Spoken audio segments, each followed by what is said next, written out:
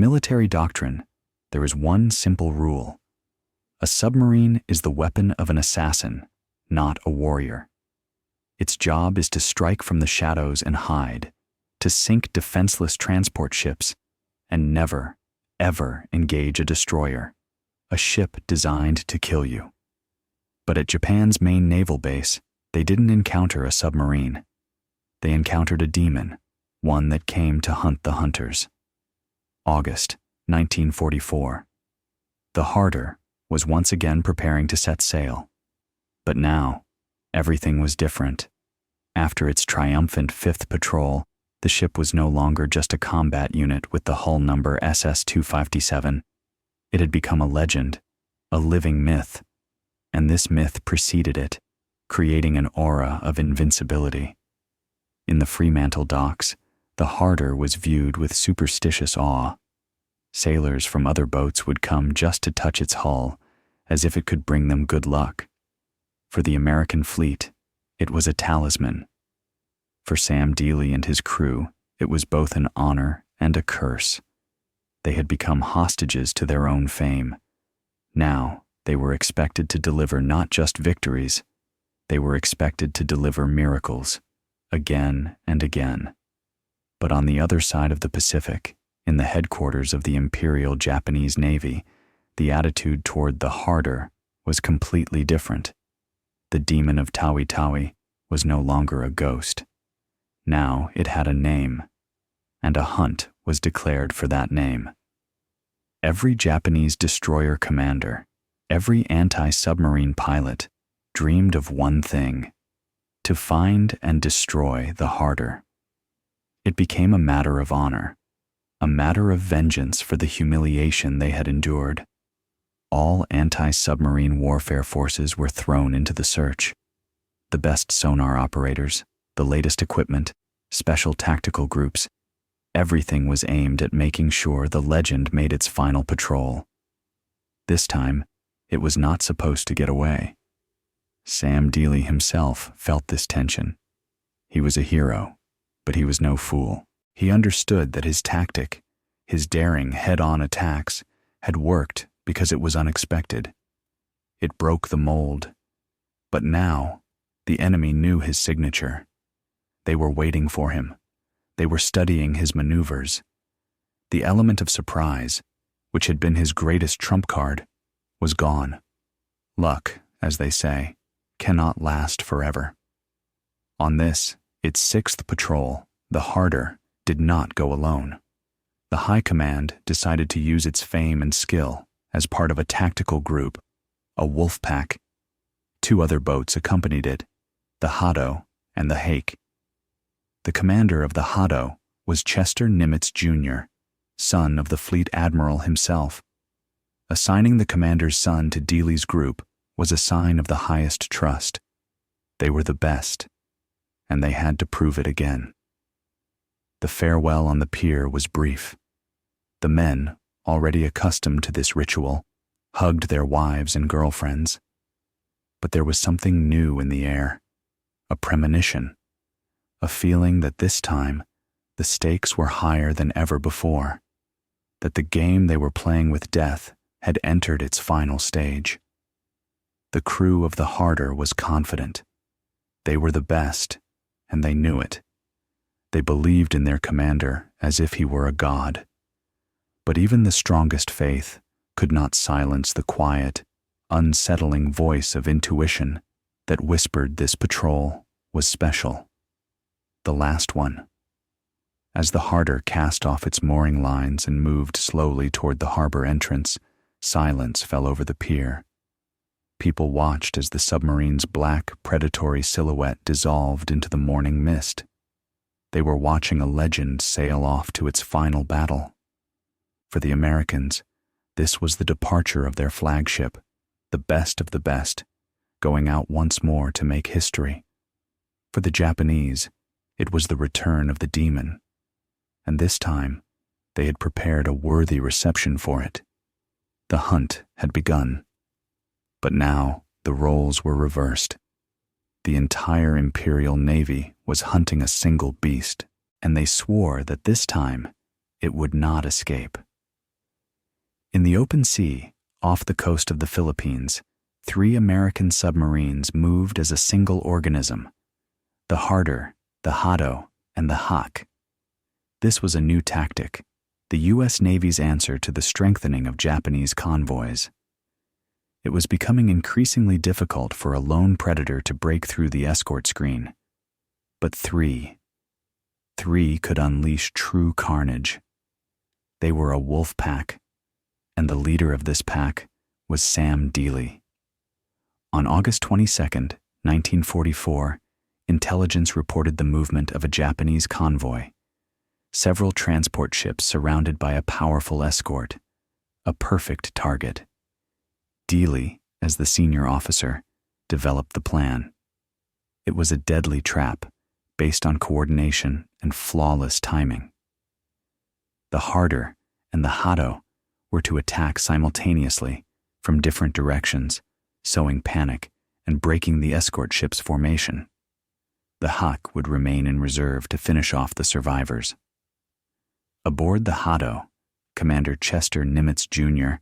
felt a mix of admiration and healthy competition. He was operating alongside a living legend. Every message from Dealey was a model of brevity and tactical genius. Nimitz understood. He was taking part in a master class from the fleet's best submariner. Their strength was in their unity. They could corner the enemy like prey, denying it room to maneuver, attacking from the flanks, giving it not a second of respite. For the Japanese convoy, the day began as usual. The monotonous hum of engines, the scorching sun, a steady pace. The escort commander was confident in his forces. He had enough ships to repel an attack from any single submarine. He didn't know that 3 were hunting him at once. The Harder struck first. Torpedoes, fired with pinpoint accuracy, struck the escort ship, Matsuwa. The explosion shattered the morning silence. Almost at the same instant, from the other side of the convoy, the Hado struck. Its torpedoes found the second destroyer, the Hiburi. For the Japanese, it was their worst nightmare. An attack from 2 sides, simultaneously. Their worst fears, born back in Tawi-Tawi, were confirmed. These weren't lone wolves. This was a coordinated attack. This was a wolf pack. Panic seized the convoy. The transports began to maneuver erratically, trying to escape the unseen threat. The surviving escort ships scrambled between their sinking comrades, trying to detect the enemy, but their sonars were going haywire from the cacophony of explosions and the sound of the panicking vessel's propellers. The success was absolute. 2 escort ships lay on the seabed. The convoy was scattered and demoralized. Dealey and Nimitz exchanged brief radio messages. Victory. Their tactic had worked flawlessly. Strength and unity. But this victory had a dark side.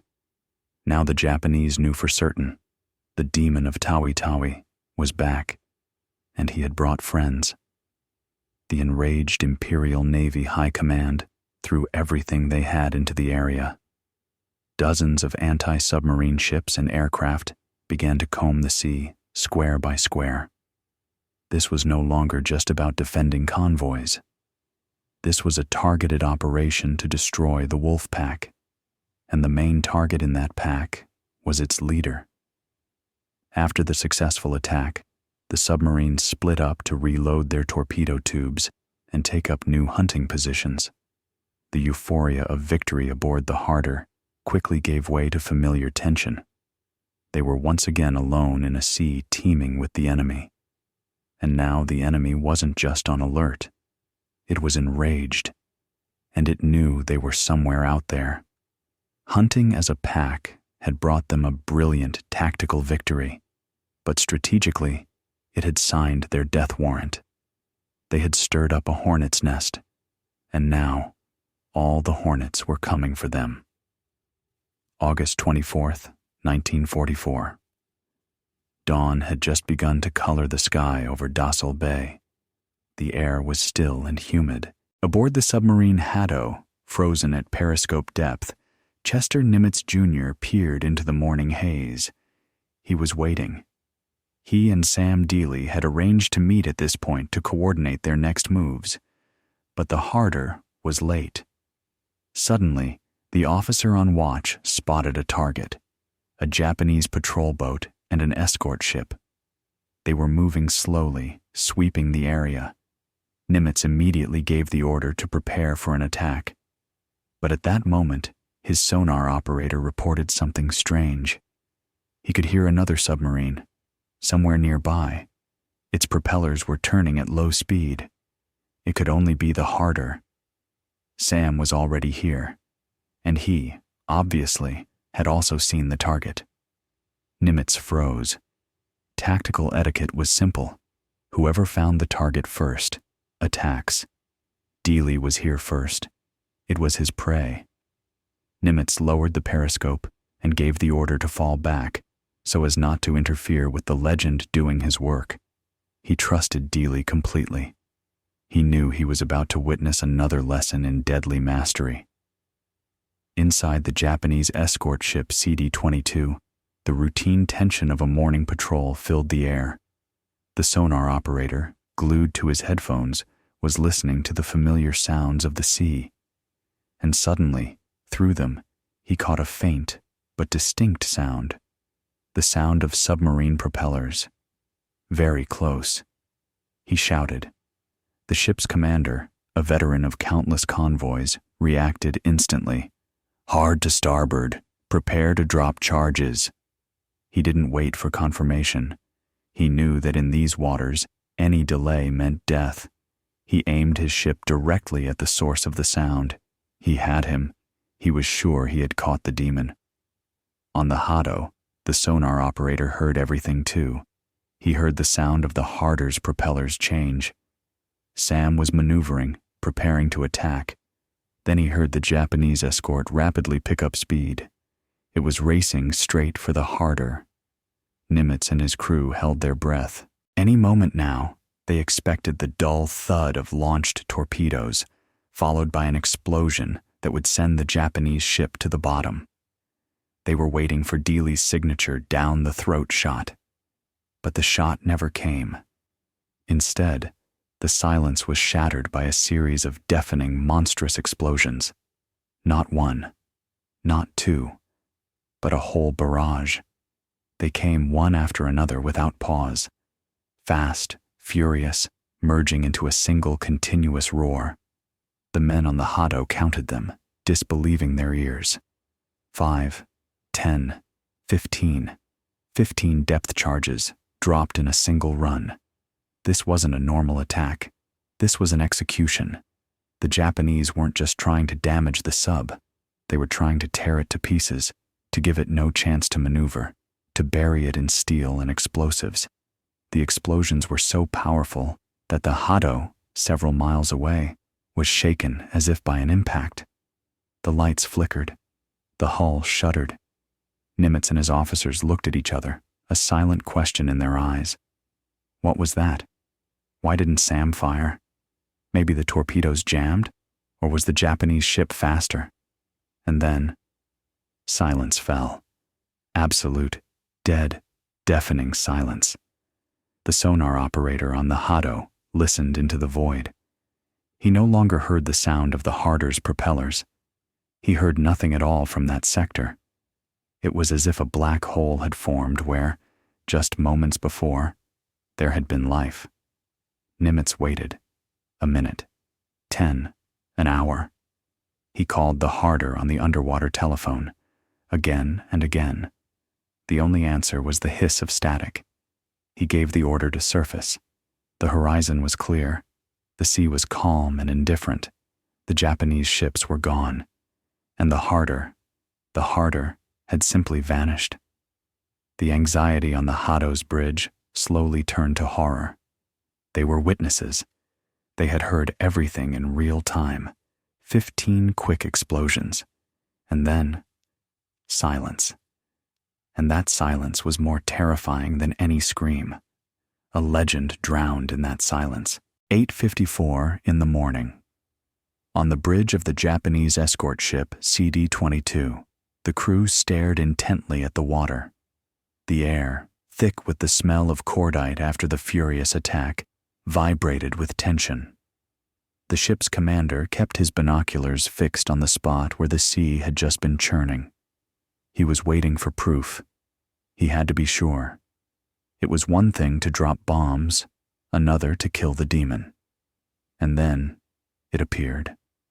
First, slowly, as if reluctantly, a huge iridescent oil slick was forced to the surface from the depths. It grew, spreading across the water like an ominous sign. It was the submarine's blood, its mortal wound, from which its life was draining away. Then, in the center of the slick, debris began to appear.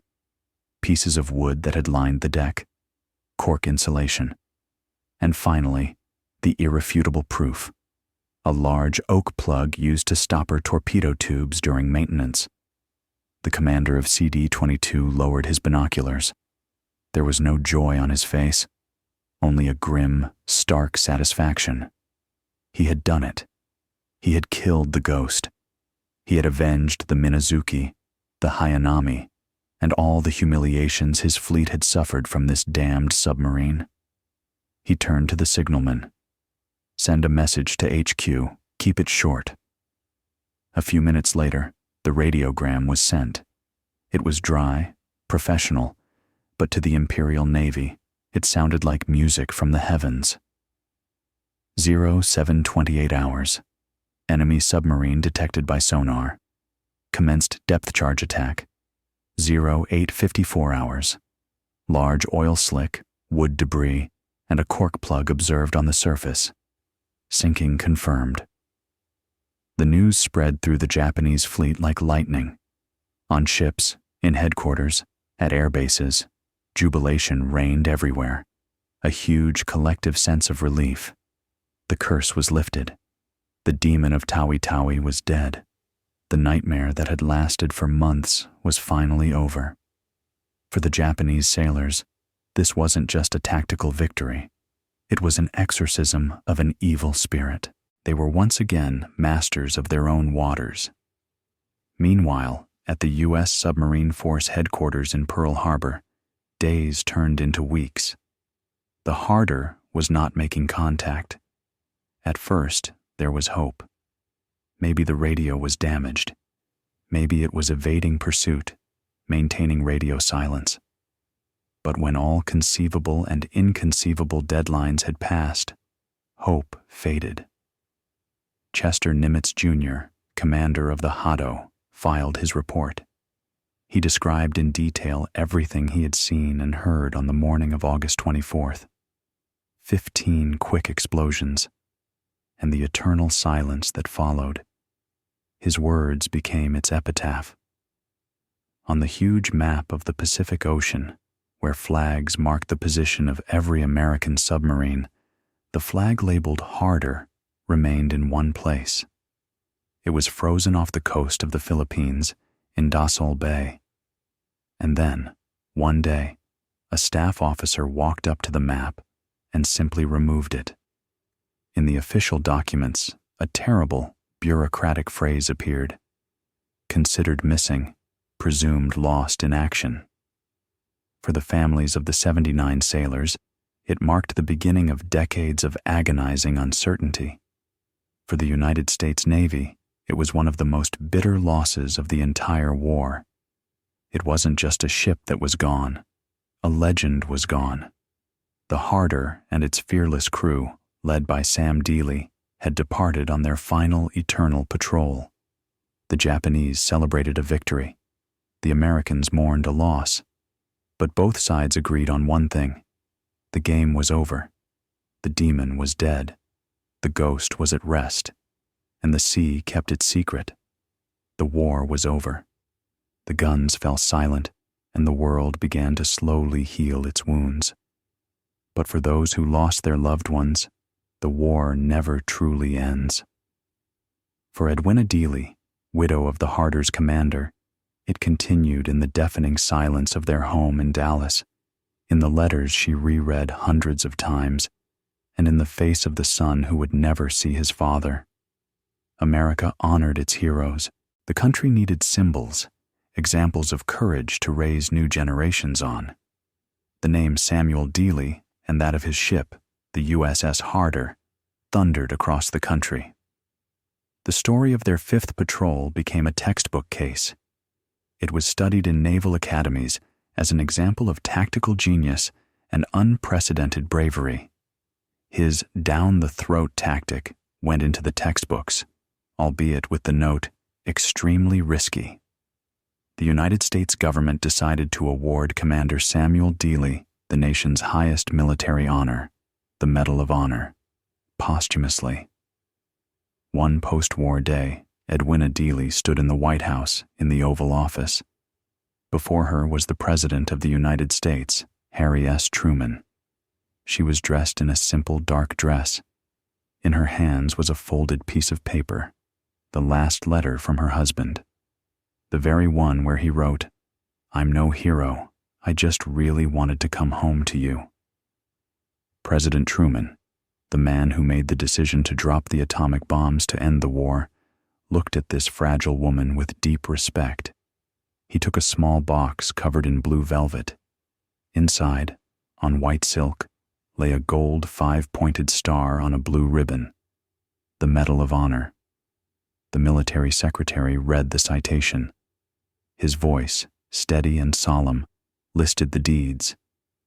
For conspicuous gallantry and intrepidity at the risk of his life above and beyond the call of duty, his aggressive spirit and brilliant professional skill in the face of seemingly insurmountable odds have brought eternal glory to his name and to the United States Naval Service.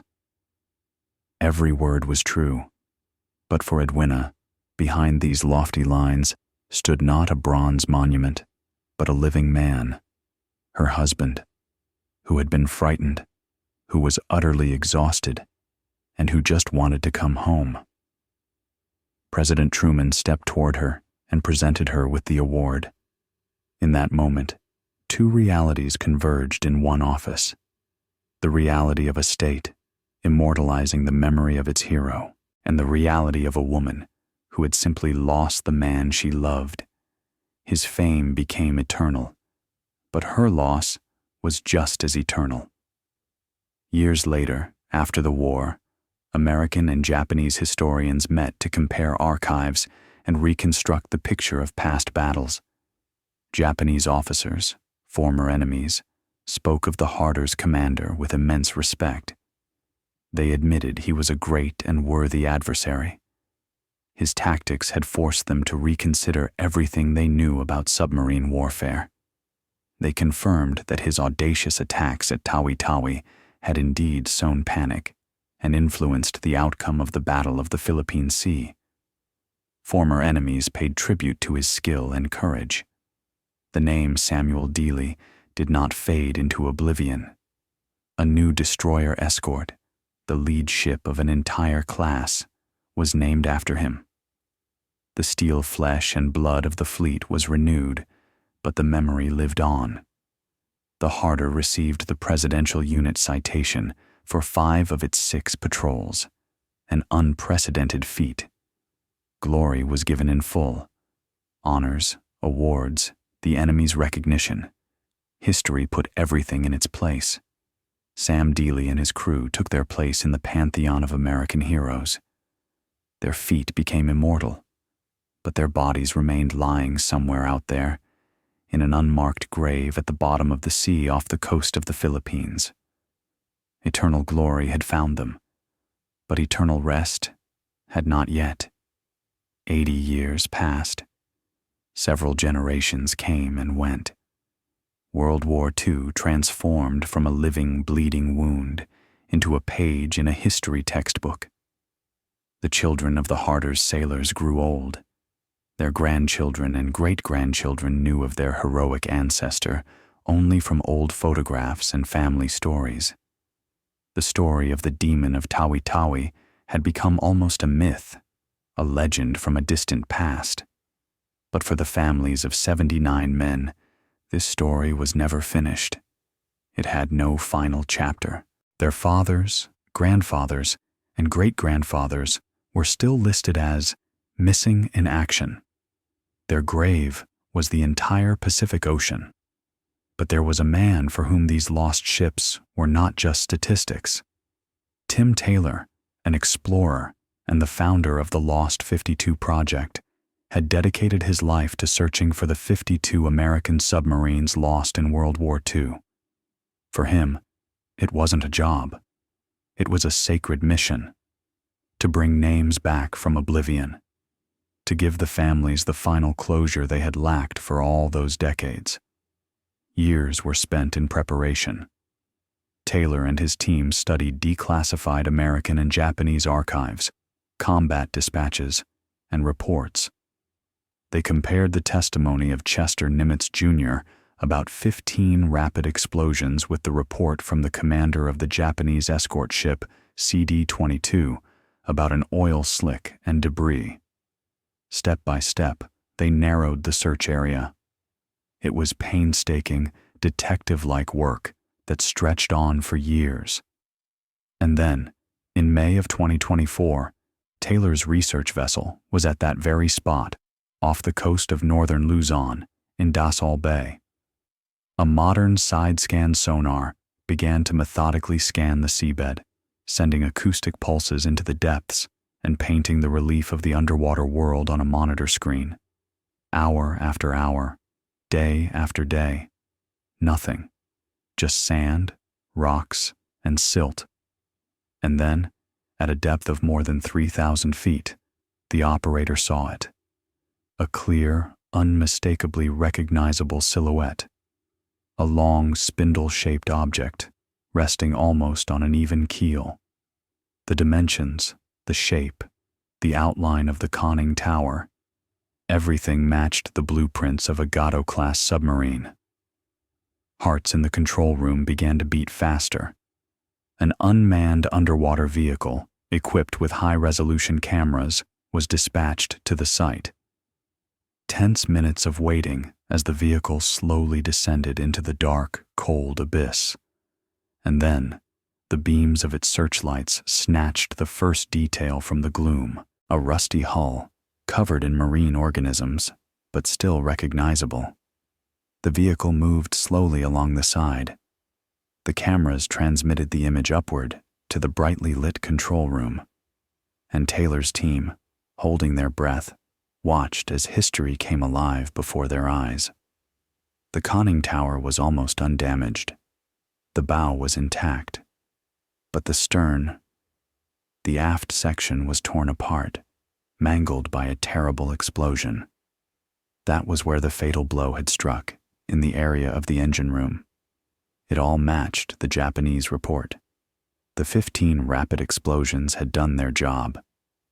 Tim Taylor, looking at the monitor, spoke the words that concluded an 80-year search. "She's in amazingly good condition. This is not just a piece of metal. This is a war grave for 79 brave men." The news of the Harder's discovery spread around the world. For historians, it was a major event. An artifact, a witness to a great drama, had been found. The story moved from the realm of legend to the realm of tangible heritage. But for the families of the crew, it was something immeasurably more. It was an answer. It was the end of the uncertainty. Finally, they had been found. Their war grave was located. Now they knew where their heroes rested. The story of the USS Harder had found its conclusion. The legendary ship, which sowed terror in enemy waters, now lay in silence and peace at the bottom of the ocean, guarded by the eternal watch of the sea's depths. Its glory was immortal. Now its grave was known. The demon of Tawi-Tawi, the great hunter of hunters, had finally found its peace. April 20th, 1944.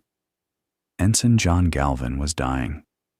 A few hours ago, his Avenger torpedo bomber had been a fiery ball in the sky over the Japanese atoll of Wolei.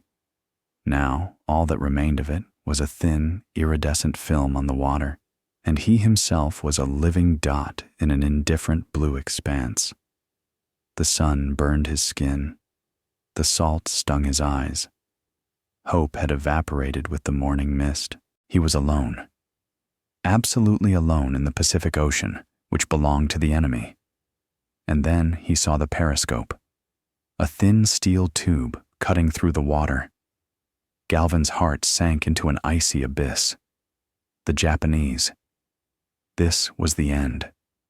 Now they would either shoot him in the water or take him aboard for interrogations worse than death. He squeezed his eyes shut, bracing for the inevitable. But no shot came. Instead, there was a hissing roar of compressed air, and from the depths, like a sea monster, the black hull of a submarine began to rise.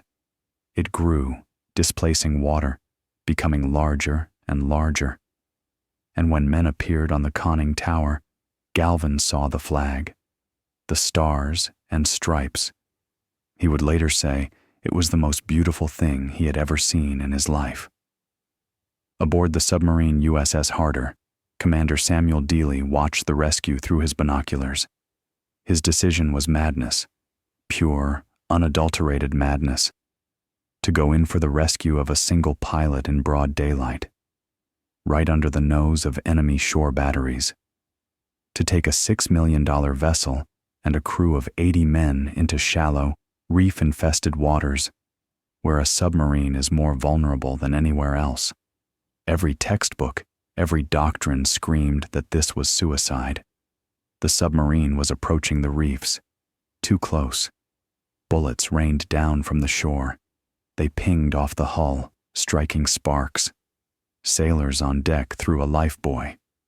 A few minutes later, the exhausted pilot was being hauled aboard. Dealey lowered his binoculars. He met Galvin at the hatch, extended a hand, and with a wry grin said, "Welcome aboard, son. Sorry about the mess. We're a little busy fighting a war here." For the Japanese observer, glued to his binoculars on the shore of Wolei Atoll, the scene unfolding was not just a tactical miscalculation by the enemy. It was a confirmation of their entire philosophy of war. The Americans are sentimental. They are irrational. They are willing to sacrifice a priceless strategic asset, a high-tech killing machine, to save one single, insignificant life. They are predictable in their humanity. And this predictability is their greatest weakness. Let them rescue him. Let them display their recklessness. This foolish commander has just shown his hand. He is emotional. He values men more than steel. And that means he is easy to predict. But they were wrong. They were only seeing one side of the coin. For John Galvin, the next few weeks aboard the Harder were a revelation. He had expected to see desperate daredevils playing with death. Instead, he found a crew of incredible professionals. When the call to battle station sounded, the submarine transformed into a perfectly tuned machine.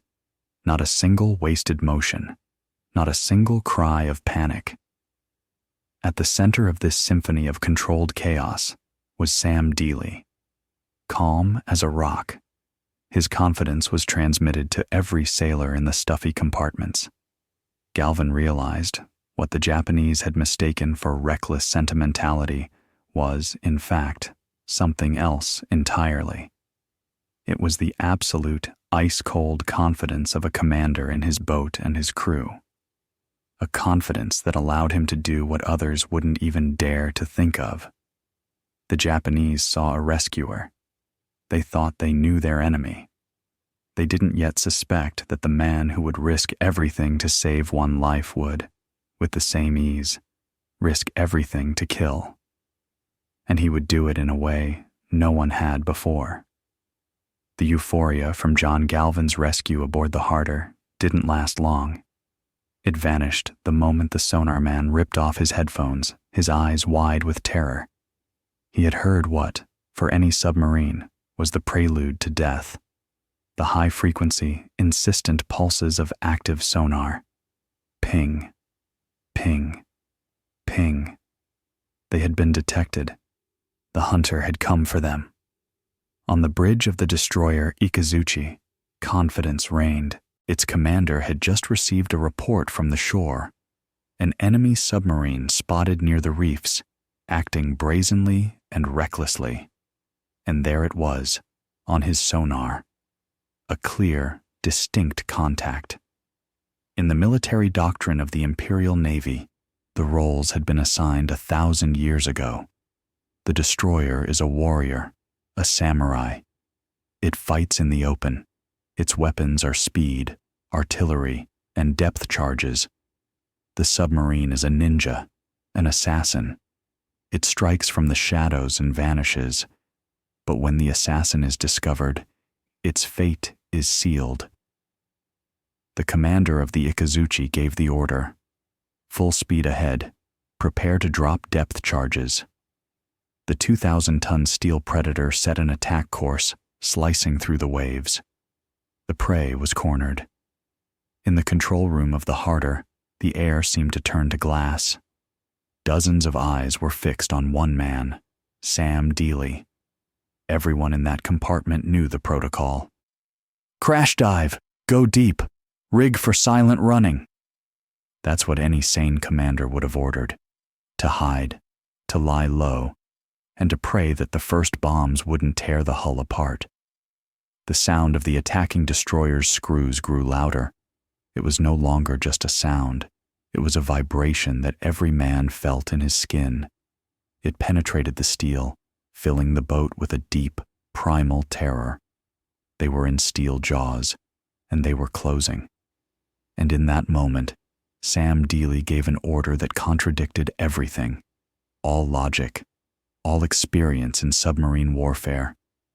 Right full rudder, prepare for a bow torpedo attack. For a second, a dead silence fell over the compartment. Attack? Attack a destroyer that was charging straight at them? It was like firing a pistol at an oncoming locomotive. Madness. But no one questioned the order. Their trust in Dealey was absolute. The wheels spun, the diving planes shifted, and the Harder, instead of running, turned to face its own death. Dealey pressed his eyes to the periscope. I have the target, coming straight for us. Speed, 25 knots. The destroyer in the periscope grew at terrifying speed. It was like a giant knife, ready to gut them. On the bridge of the Ikazuchi, they also spotted the periscope. The Japanese commander smirked. Fools. They were watching. They were panicking. He could already taste victory. Range! 1,000 yards! Dealey's voice was ice. Inside the boat, the torpedo officer frantically fed data into the vessel's mechanical brain, the torpedo data computer. Target course, target speed, range. It was all simple. Too simple. The destroyer wasn't maneuvering. It was coming straight on. 800 yards. 700. On the Ikazuchi's bridge, the commander could already see the submarine's hull beneath the water. He raised his hand to give the order to drop the charges. Tubes 1, 2, and 3. Fire. 3 torpedoes left the Harder's bow tubes. 3 deadly spears, racing to meet the predator. For the Japanese, it was unthinkable. Impossible. They saw the bubble tracks too late. A second of confusion. A second of realization. And then, there were no more seconds, no more time. Inside the Harder, they heard 3 deafening explosions. The boat was shaken so violently that men were thrown from their stations. Dealey, not taking his eyes from the periscope, reported with dead calm. I observe hits. The target is breaking in 2. Where the formidable Ikazuchi had just been, a pillar of fire, black smoke, and twisted metal shot into the sky. In a few minutes, it was all over. Aboard the American submarine, shock gave way to elation. They had done it. They hadn't just survived. They had killed the hunter. In his report, Sam Dealey would later write a dry, yet lethally accurate phrase: the best way to handle an escort is to attack him first and aggressively. For the Japanese High Command, the loss of the destroyer Ikazuchi was an unfortunate anomaly. A one-off incident, a suicidal attack by a madman who got lucky. They did not yet know that this was no accident. It was the birth of a new, nightmarish doctrine, and its author was a demon who had just fired his first shot straight down the throat of the Imperial Navy. June 1944. The Tawi-Tawi anchorage in the Philippines. This isn't just a base, it's the devil's lair. Here, in the tropical haze, the entire strike force of the Imperial Japanese Navy was assembled. The giant aircraft carriers, Taiho and Shokaku, battleships, heavy cruisers, the entire steel armada of Admiral Jisaburo Ozawa was preparing for the decisive battle of the war. Here beat the heart of the empire, and it was better protected than the emperor's palace in Tokyo. On the bridge of his flagship, Admiral Ozawa looked out at his ships with a feeling of complete, unshakable confidence. The air was thick with heat, the smell of diesel, and red-hot metal. Hundreds of ships lay at anchor, protected by minefields and a dense screen of patrol destroyers that scoured the approaches to the base day and night. The thought of an enemy submarine penetrating this steel forest seemed absurd to him. It was physically impossible. Their sonar would have heard it from miles away. Their patrols would have torn it apart with depth charges. Here, in Tawi-Tawi, they were in absolute safety. It was an axiom.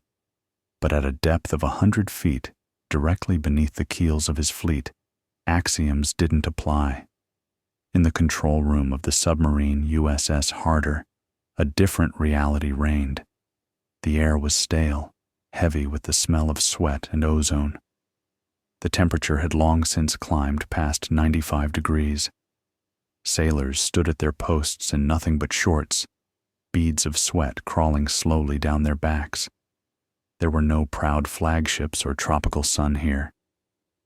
There was only a tense, ringing silence, broken by the steady hum of the electric motors and the groaning of the hull as it was squeezed by the water pressure. Every sound from the outside was either a death sentence or a chance.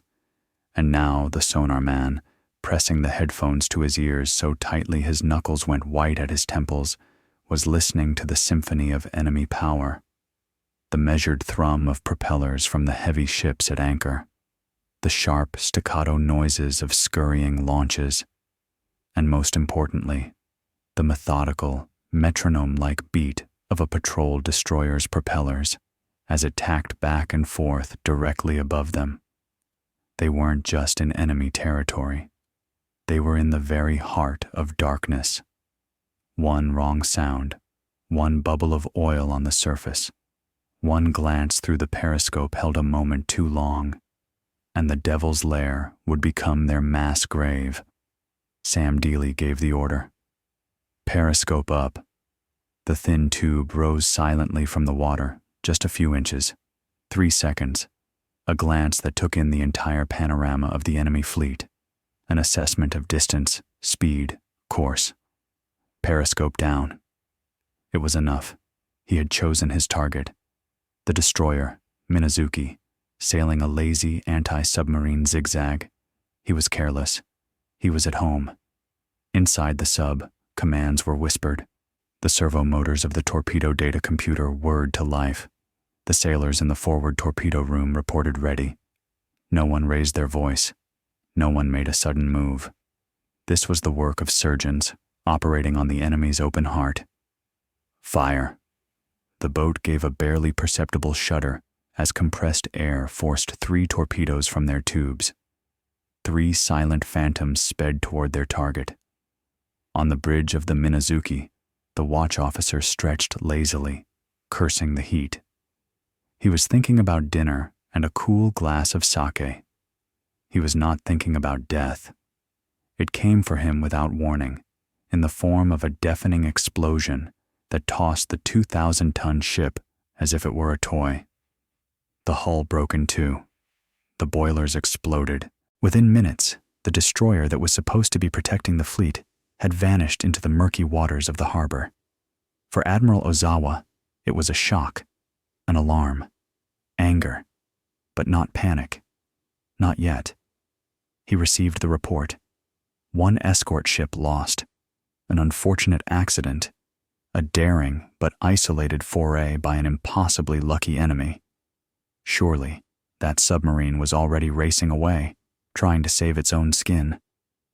The Admiral ordered patrols to be strengthened and the audacious intruder found. He still believed he was in control of the situation. He didn't know that the Harder hadn't gone anywhere. It was lying in wait on the bottom, right in his lair. And this was only first blood.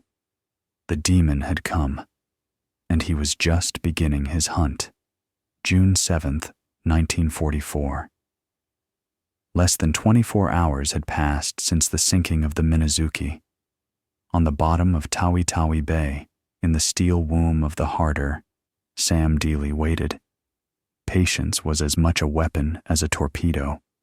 He knew the Japanese were enraged. He could hear it in the pings of their sonar, in the chaotic, nervous tacks of the patrol destroyers. They were looking for him. The entire fleet was searching for a single submarine. Admiral Ozawa was indeed furious. The loss of a destroyer in his own impenetrable harbor was a slap in the face. He threw everything he had into the search. Now, the approaches to the base were being patrolled not by single ships, but by pairs.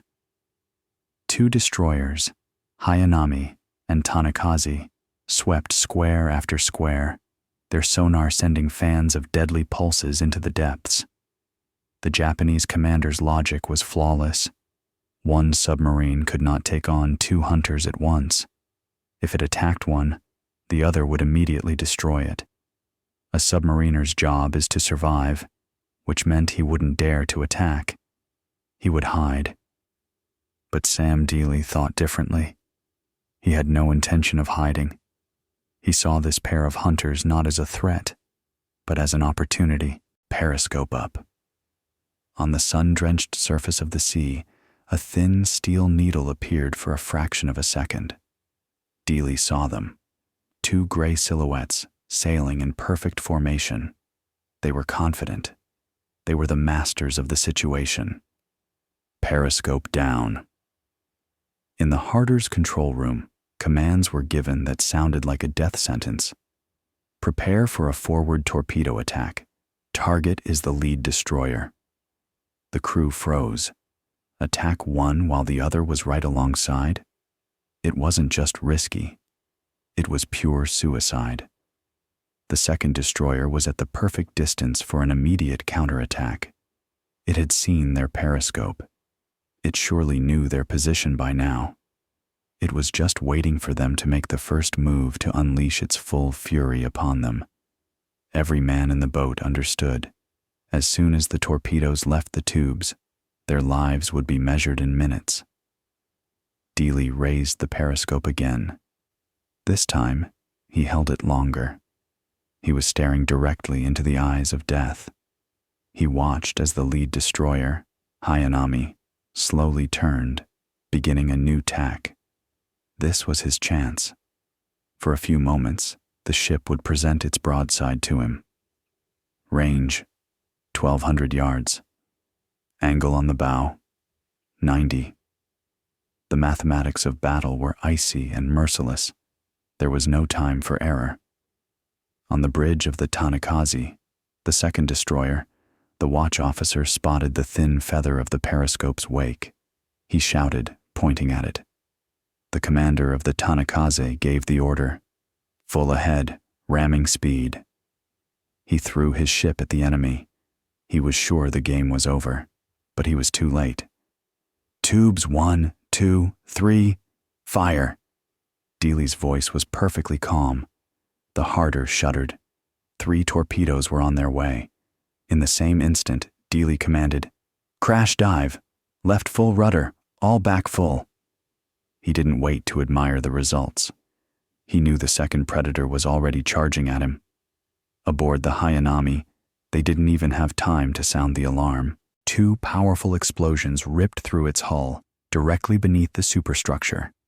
The steel giant, weighing 2,500 tons, jumped as if struck by a fist from below. Plumes of black smoke and steam erupted from the holes. 5 minutes later, the destroyer broke in half and sank beneath the waves, before the eyes of its stunned partner. For the crew of the Tawi-Tawi, it was something beyond comprehension. A moment ago, they were charging to seal the enemy's doom. Now, their companion ship was sinking, and the enemy had vanished. The commander of the Tawi-Tawi was in a state of fury and confusion. He ordered depth charges dropped in all directions. The water all around boiled with explosions, but it was blind vengeance. Deep below them, the Harder was taking a terrible beating.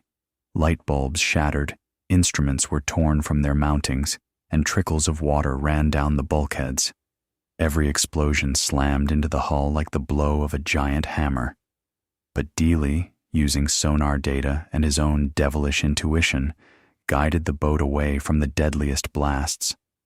For the Japanese command, this event was a turning point. This was no longer an accident. This wasn't luck. An enemy was operating in their waters who not only didn't fear their hunters, he was toying with them. He had turned their strength, patrolling in pairs, into their weakness. In their minds, until that moment rational and pragmatic, the first seed of irrational fear was planted. This couldn't be an ordinary man. An ordinary commander would never have taken such a risk. Logic failed. There were no explanations. And when there are no explanations, a myth is born. That day, in Admiral Ozawa's dispatches, the phrase elusive threat appeared for the first time. But in the smoking rooms and on the decks of his ships, the sailors had already found another name for it. A ghost. A demon. News of the Hayanami's sinking swept through the fleet anchored at Tawi-Tawi, not as a casualty report, but as an ominous legend whispered from man to man. Sailors who had witnessed it with their own eyes from the decks of other ships told an incredible story. They had seen one destroyer explode, and a second, enraged, turn the sea into a boiling cauldron. But the enemy had vanished, dissolved, as if it had never been there. The logic of war had fractured. Until that moment, everything had been clear. There was an enemy, and there was us. They had their weapons, we had ours. They had their tactics, we had ours. But what was happening in these waters didn't fit any known pattern. One destroyer, the Minazuki, sunk. 2 days later, another, the Hayanami. And all of it right here, in the Empire's most protected harbor, in a lair that was considered impregnable. Aboard the Harder, radio man Frank Ketchum listened to the airwaves. He didn't understand Japanese, but he didn't need to. He was listening to the music of the enemy's panic. Hysterical, broken commands. Anxious queries left unanswered. Chaotic radio traffic between ships that had lost all coordination. They were screaming at each other, looking for someone to blame, searching for a shadow that couldn't be caught. Dealey stood nearby, listening. He couldn't see their faces, but he understood perfectly what was stirring in their souls. Fear, not the primal fear of death in battle, but a cold, sticky, superstitious terror of the inexplicable. On the flagship carrier Taiho, Admiral Ozawa called an emergency meeting. The attack locations, patrol routes, and sonar data were all plotted on the charts. But the picture didn't add up. All reports indicated that the attacks had occurred almost simultaneously in different sectors. This was impossible for a single submarine. Physically impossible. The only logical conclusion the staff officers could reach was that an entire group, a wolf pack of American submarines, had broken into the harbor. They were acting in coordination. They were everywhere. This rational-sounding theory was, in fact, even more terrifying. If it was a pack, where were the others? How many? 5? 10? Were they hiding right now beneath the keels of their battleships, awaiting the order? Paranoia began to eat away at the fleet's discipline. Every noise overboard, every strange splash in the water now seemed like an attack. Destroyers would break formation and start dropping depth charges on false targets, on schools of fish, on thermal anomalies in the water, on their own echoes. The harbor, once a symbol of indestructible power, had turned into a theater of the absurd, where hunters hunted ghosts. For the American command, reading Dealey's reports, what was happening was a triumph. One submarine, a single $6 million combat unit, was single-handedly sowing a level of chaos that an entire squadron couldn't have created. They read the dry lines of the reports. Destroyer sunk, pair of destroyers attacked, and couldn't fully grasp the scale of the psychological catastrophe unfolding on the other side. But the real terror wasn't born in the command headquarters. It was born below, at the battle stations of the Japanese ships, among the common sailors and junior officers who had to venture out into these cursed waters. They no longer believed in wolf packs. Their sailors' intuition told them this was something else, something singular, whole, elusive, a creature that thought and acted beyond human comprehension, one that didn't attack transports, but hunters, one that didn't hide, but assaulted, one that appeared from nowhere and vanished into thin air. It was then that the name was born. It wasn't in the official orders, but it was on everyone's lips: the Demon of Tawi-Tawi. Years later, during an interrogation, a captured Japanese officer, a veteran of those events, tried to explain to his American interrogator what they had felt. He said, "We weren't as afraid of your carriers as we were of your submarines, especially the one that hunted destroyers. It was like a ghost." Sam Dealey and his crew didn't yet know that they had ceased to be mere soldiers. They didn't know that their ship had ceased to be just a machine of steel and wires. In the minds of an entire enemy fleet, they had become a myth, a living, bloodthirsty legend, and that legend, in itself, became their most terrifying weapon. The ghost had been born, and it was hungry. The night of June 8th. An inky, moonless tropical night enveloped the archipelago. The sea and sky merged into a single dark canvas, on which the ships were merely slightly denser shadows. After a day of panic and chaotic depth charging in Tawi-Tawi harbor, a deceptive calm had fallen. But it wasn't tranquility. It was the tension of a drawn bowstring. The Japanese had changed tactics. Now their destroyers patrolled not just in pairs, but almost hull to hull, creating what they believed was an impenetrable acoustic screen. On the surface of this black water, barely rocking on the waves, lay the submarine Harder. Her diesels were shut down. She was just a dark silhouette, almost invisible against the distant islands. Inside, in the conning tower, Sam Dealey watched the world through the eyepieces of his night vision binoculars. He saw them. 2 destroyers, the Wakanami and Mikanami, were slowly proceeding on parallel courses. They were close, too close to each other. They were acting like Siamese twins, bound by fear. They thought their strength lay in this proximity. Dealey saw it as their fatal mistake. Any other submarine commander in this situation would have done one of 2 things: either dive to maximum depth and lie low, or try to escape into the night at full speed. But Dealey wasn't any other commander. A predatory, almost insane smile played on his face.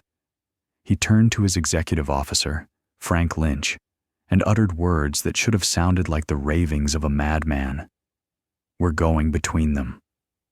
Lynch, the immense, calm, tiny Lynch, who served as an anchor for his commander's brilliant impulsiveness, didn't even blink. He just nodded. The crew's faith in Dealey had long since transcended professional trust into an almost mystical realm. If Dealey said they would pass between two destroyers, then they would pass. Ahead slow, both engines. The Harder slid silently through the water, straight into the narrow, deadly passage between the two hunters. The distance closed. 300 yards to one, 300 yards to the other. They were in a vice.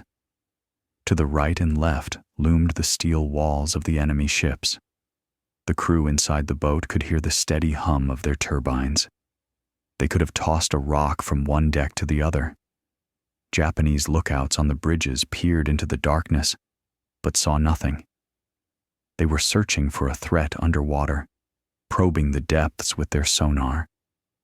They couldn't even imagine that death was right before their eyes, on the surface, pretending to be a shadow. And at that moment, at the point of maximum risk, when any sound could be their last, Sam Dealey did the unthinkable. He turned to the radio man. "Send a message to headquarters, a short one." The radio man looked at him in disbelief. To be on the surface between two destroyers, that's madness. Transmitting in this situation was signing your own death warrant. The radio signal would be instantly pinpointed, but Dealey just nodded. "Transmit." And a few seconds later, a short burst of Morse code pierced the night. To the operator at the naval base in Australia, the message sounded like a code from a nightmare. He double-checked the call signs. Correct. It was the Harder. He reread the text several times, not believing his eyes. Then, pale, he passed the radiogram to command. At Pacific Fleet headquarters, shock set in. The message was short, brazen, and utterly unbelievable. On the surface between two destroyers, attacking both. The moment the radio man finished transmitting, Dealey was already giving new orders. Prepare for torpedo attack. Bow tubes on the starboard target. Stern tubes on the port target. This was his plan. He was going to strike in both directions at once. "Bow tubes, fire!" The torpedoes shot to starboard, into the hull of the Wakanami. "Hard to port, stern tubes, fire!" The boat began a sharp turn, and in the same instant, torpedoes from the stern tubes raced to port toward the Mikanami. For the Japanese, it all happened in an instant. First, they heard the explosions on the adjacent ship. The Wakanami shuddered and began to sink. And as the crew of the Mikanami watched in horror the demise of their partner, death came for them as well. The second salvo of torpedoes ripped apart their engine room. The Harder, having completed its deadly pirouette, submerged into the saving darkness of the depths, leaving two flaming hulks on the surface. For the Japanese fleet, this was the final straw. Two destroyers, destroyed, simultaneously, at point-blank range. The wolf pack theory now seemed to them a pathetic attempt to explain the inexplicable. No pack could have pulled this off. It was executed with diabolical precision and inhuman audacity. Only he could have done this. The demon, the ghost. And now they knew. He wasn't just hunting. He was mocking them.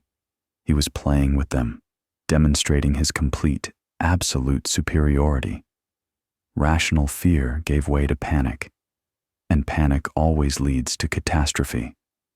A heavy, oppressive silence reigned in the vast operations room aboard the aircraft carrier, Taiho. On the large table lay an operational map, dotted with flags that just yesterday had symbolized invincible might, and today, humiliating powerlessness. Admiral Jisaburo Ozawa, commander of the 1st Mobile Fleet, stared at this map with unseeing eyes. His face, usually as impassive as a samurai mask, was now contorted with a mixture of rage and bewilderment. In just a few days, his world had been turned upside down. The plan he had nurtured for months, Operation Ago, the decisive battle that was supposed to destroy the American fleet in the Philippine Sea and turn the tide of the war, that plan was crumbling before his very eyes. And the cause was not the enemy fleet, not hundreds of aircraft. It was a single damned ghost that had turned his main base, his impregnable fortress, into a death trap. The reports lay before him, each more terrifying than the last. Destroyer Minazuki, sunk. Hayanami, sunk. Wakanami and Mikanami, sunk. Another, Tanakaze, heavily damaged. 5 escort ships, 5 hunters that were meant to protect his aircraft carriers now lay at the bottom of the bay. His anti-submarine screen had not just been breached, it had been torn to shreds. But the casualty figures were only part of the problem. Far more frightening was the panic that had gripped his captains and admirals. They no longer trusted their sonar. They no longer trusted their eyes. They no longer trusted the sea. Every commander demanded a stronger escort. Every one of them was afraid to leave the harbor, knowing that somewhere out there, in the murky water, a demon awaited them. The fighting spirit, which should have been at its peak before the decisive battle, had evaporated. It was replaced by a superstitious terror. Ozawa was a pragmatist. He understood that leading a fleet seized by fear into battle was a sure path to disaster. He could not risk his priceless aircraft carriers, the Empire's last hope, until this underwater threat was eliminated. He was caught in a monstrous dilemma. The operations schedule demanded an immediate departure to intercept the Americans. But the instinct for self-preservation screamed that to leave now was suicide. He made the only possible, yet humiliating decision. He gave the order to postpone the fleet's departure. For 2 days, 2 critically important days, his entire fleet, the whole armada, poised for the greatest battle, was trapped in its own harbor, trapped by the fear of a single submarine. Those 48 hours were spent not preparing for battle with the American fleet, but on a feverish, hysterical hunt for the Harder. Dozens of destroyers and patrol boats crisscrossed the waters relentlessly, dropping hundreds of depth charges. Aircraft circled above the bay, searching for oil slicks or a periscope's wake on the surface. Tawi-Tawi had become a boiling cauldron. Aboard the Harder, lurking in the depths, the crew listened to this hellish concert. The explosions thundered almost continuously. The boat was shaken and tossed about, but they were safe. Dealey had led them to a quiet, hidden corner of the bay, and now they were mere spectators in a theater of their own directing.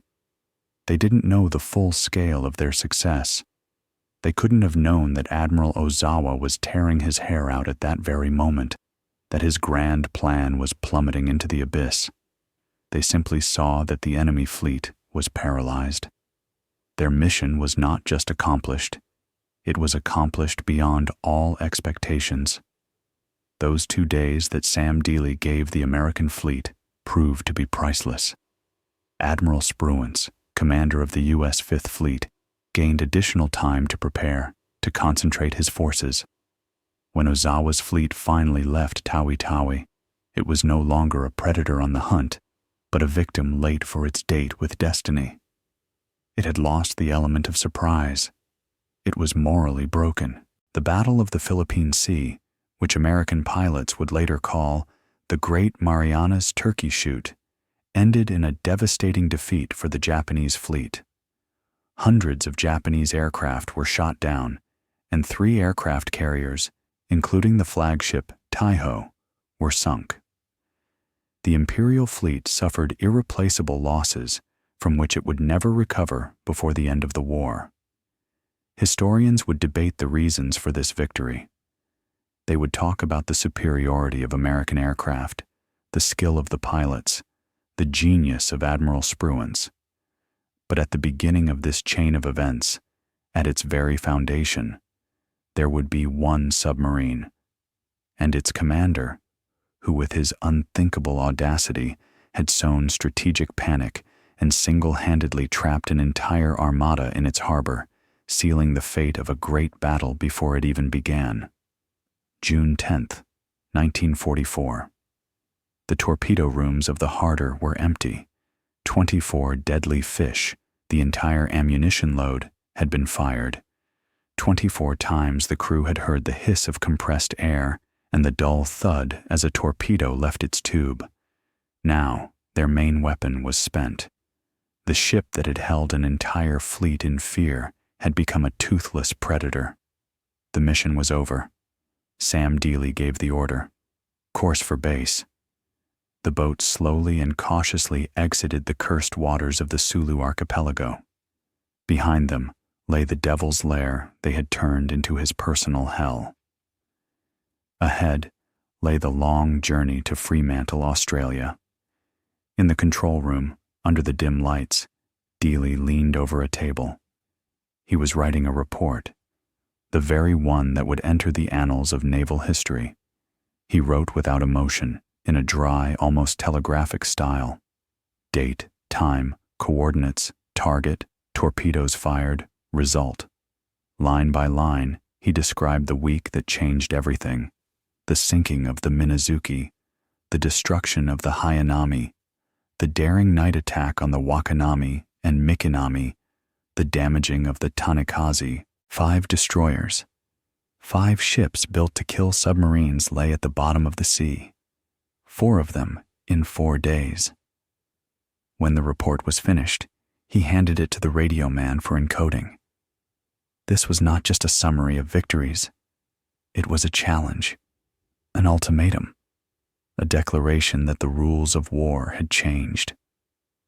Hundreds of miles away, at a secret radio intercept station, a Japanese operator listened intently to the airwaves, and suddenly, through the crackle of static, he caught it. A clear, confident Morse code signal, an American code. He immediately started recording. Decryption took several hours. When the text landed on the desk of the Chief of Intelligence, he couldn't believe his eyes. It was a boastful, almost mocking communique from the enemy. In it, the submarine with the call sign Harder claimed to have sunk 5 of their destroyers and was returning to base due to a lack of torpedoes. For the Japanese command, this message was the final humiliation. Salt poured into an open wound. They hadn't just lost. They had been publicly notified of their loss, as if it were a done deal. Their worst fears were confirmed. The catastrophe was total. Meanwhile, at the headquarters of the U.S. Pacific Fleet's submarine force in Pearl Harbor, Dealey's decrypted radiogram had the effect of a bombshell. Officers read it over and over.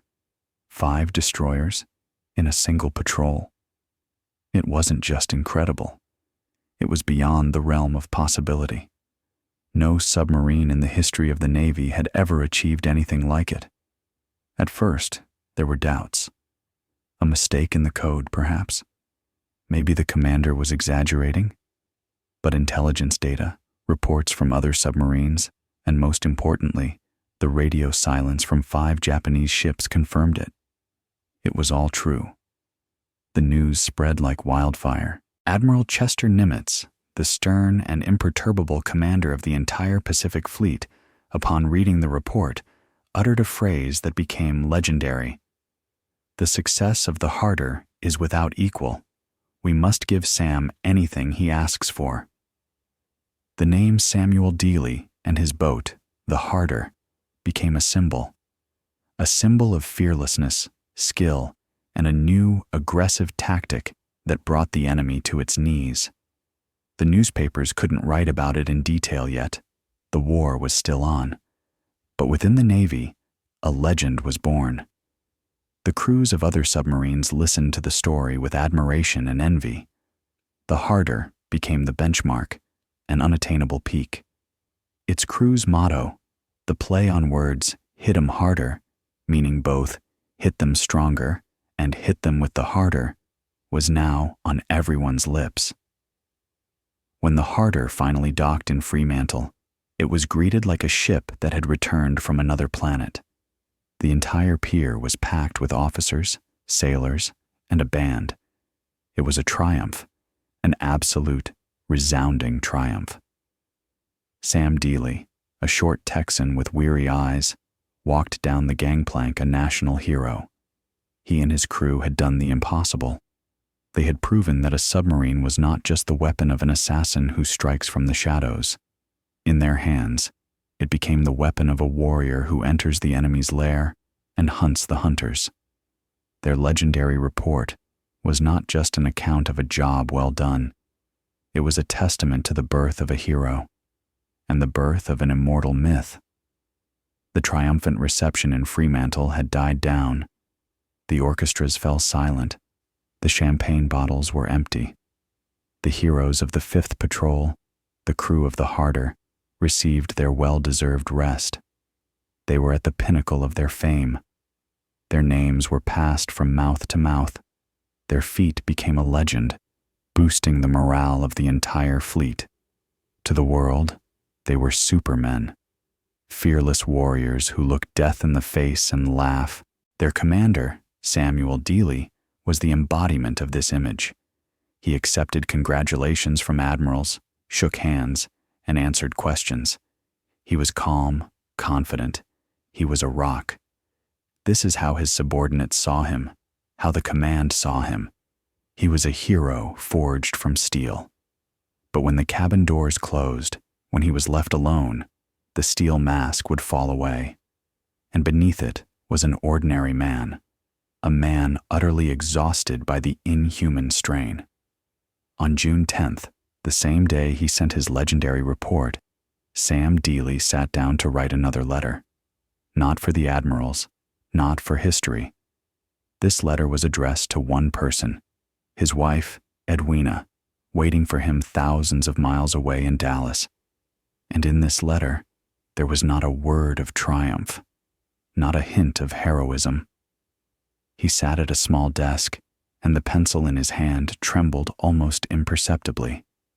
He tried to find the words to describe to her what could not be described, not the roar of explosions or the creak of the hull under the pressure of depth charges, but that internal icy emptiness that remains after everything is over. He was trying to explain to her what these victories cost. "Never in my life," he wrote, "have I been so busy and so scared." This single sentence shattered the entire heroic myth. The man who coolly navigated his boat between two destroyers, the man who fired torpedoes down the throat of an oncoming predator, the man who single-handedly paralyzed an entire fleet was admitting to fear, to the simplest, human, all-consuming fear. He remembered those moments, seconds that stretched into an eternity as he looked through the periscope at the approaching enemy ship. He could feel his own heart pounding in unison with the roar of the enemy's turbines. He saw the faces of his men, their eyes full of absolute, unconditional trust. And that trust weighed on him more heavily than the tons of water overhead. He had no right to make a mistake, one mistake, and 79 men who believed in him as if he were a god would be turned into steam and twisted metal at the bottom of the ocean. He wrote to his wife, "This trip was a nightmare. I'm squeezed dry like a lemon." He didn't tell her about tactics, about bearing angles, about explosions. He spoke of the price, of that invisible weight every commander carries on his soul, of the burden of responsibility for the lives of others. To the crew of the Harder, their commander was a genius, a visionary, a man who knew no fear. They followed him into the very heart of the inferno because they were certain he always knew what he was doing. He would get them out of any mess. Their faith was his strength, but it was also his curse. He couldn't show them his weakness, couldn't afford even a shadow of a doubt. He was their rock. But inside that rock, a hurricane was raging. At the end of the letter, after all the confessions of fatigue and fear, he wrote the most important words, the ones that were the true reason for everything he did. "I'm no hero," Sam Dealey wrote to his wife. "I just really wanted to come home to you." This was not a report. It was a confession, an admission that behind every line in a citation, behind every medal and grand word, there isn't a Superman, but an ordinary man who is scared to death, but does his job, and who, more than anything in the world, wants one thing, for this nightmare to end, so he can simply go home. This letter, written at the pinnacle of his fame, became the most honest document of that war. It showed the true, hidden price of heroism, a price paid not with blood, but with one's soul, and which no one, except for you yourself, will ever see. The story of the Harder is not just a chronicle of battles, but a tragedy of the myth born from war.